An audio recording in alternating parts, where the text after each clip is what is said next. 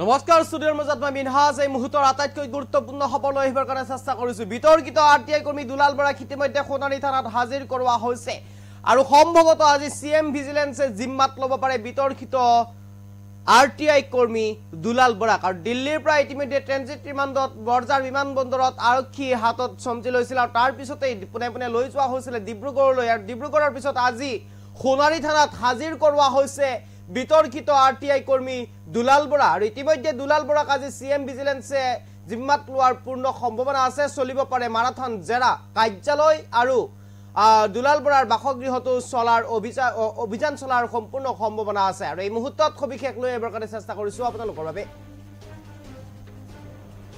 বিতৰ্কিত আৰটিআই কৰ্মী দুলাল বৰাক হাজিৰ সোণাৰী থানাত কাৰ্যালয় বাসগৃহ সকলোতে চলিব আজি মাৰাথন অভিযান।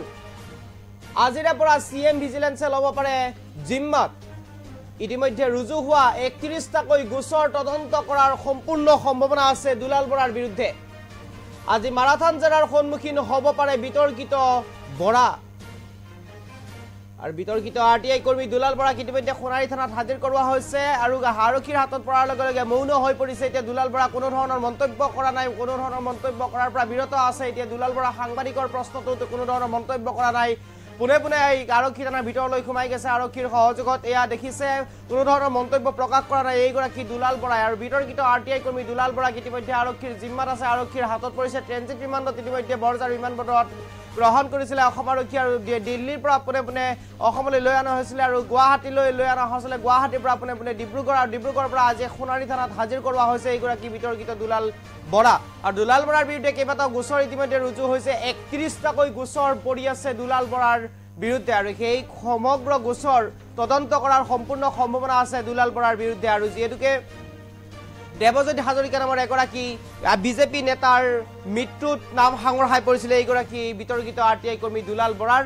আৰু দেৱজ্যোতি হাজৰিকাই যি ছুইচাইড নোট লিখি থৈ গৈছিলে সেই ছুইচাইড নোটত স্পষ্টভাৱে উল্লেখ কৰা আছিলে এইগৰাকী দুলাল বৰাৰ নাম।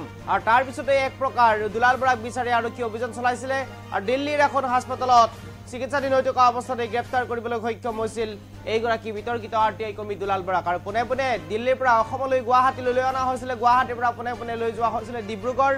আৰু আজিৰ প্ৰেক্ষাপটত এতিয়া সোণাৰী থানাত হাজিৰ কৰোৱা হৈছে এইগৰাকী বিতৰ্কিত দুলাল বৰাক। আৰু দুলাল বৰাৰ বিৰুদ্ধে ৩১টাকৈ গোচৰ তদন্ত কৰাৰ সম্পূৰ্ণ সম্ভাৱনা আছে অসম আৰক্ষীয়ে। আৰু আজি সিএম ভিজিলেন্সে হয়তো ল'ব পাৰে দুলাল বৰাক জিম্মাত। আৰু কাৰ্যালয় বাসগৃহ সকলোতে চলিব দুলাল বৰাৰ অভিযান। লগতে দুলাল বৰাৰ বিৰুদ্ধে যি ৩১টাকৈ গোচৰ দিয়া হৈছিলে সেই ৩১টাকৈ গোচৰ তদন্ত কৰিব অসম আৰক্ষীয়ে সম্পূৰ্ণ সম্ভাৱনা আছে। লগতে সিএম ভিজিলেন্সৰ মাৰাথন জেৰাৰ সন্মুখীন হ'ব দুলাল বৰা।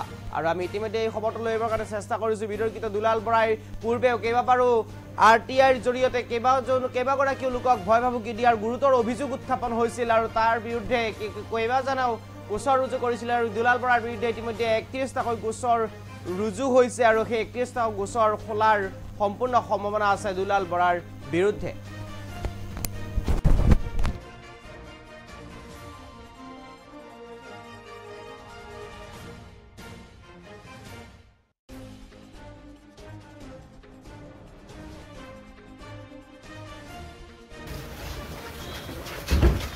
দাদা কিবা কব দাদা কিবা কব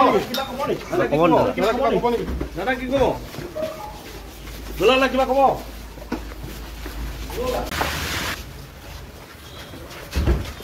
দাদা কিবা কব দাদা কিবা কব দাদা কি কব দাদা কি কব দুলাল কিবা কব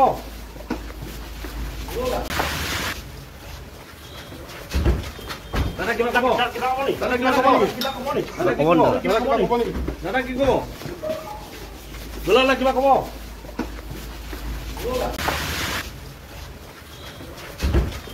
দাদা কিবা কব দাদা কিবা কব দাদা কি কব দুলাল কিবা কব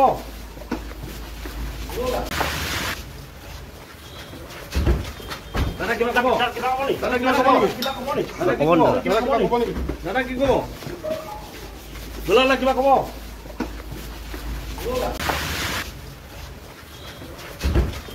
দাদা কিবা কব দাদা কিবা কব দাদা কি কব দুলাল কিবা কব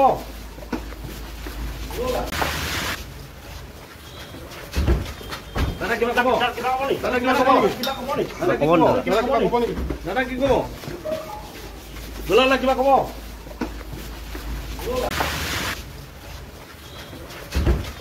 দাদা কিবা খাব কিবা খাব নি দাদা কিবা খাব কিবা খাব নি দাদা কিবা খাব নি দাদা কি খাব দুলালে কিবা খাব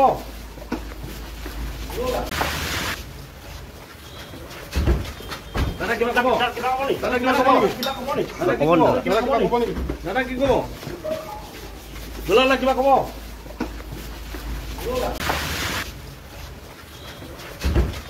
দাদা কিবা খাব কিবা খাব নি দাদা কিবা খাব কিবা খাব নি দাদা কিবা খাব নি দাদা কি খাব দুলালে কিবা খাব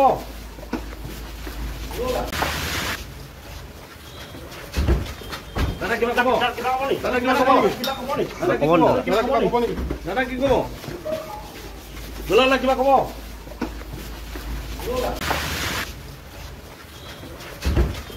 দাদা কিবা খাব কিবা খাব নি দাদা কিবা খাব কিবা খাব নি দাদা কিবা খাব নি দাদা কি খাব দুলালে কিবা খাব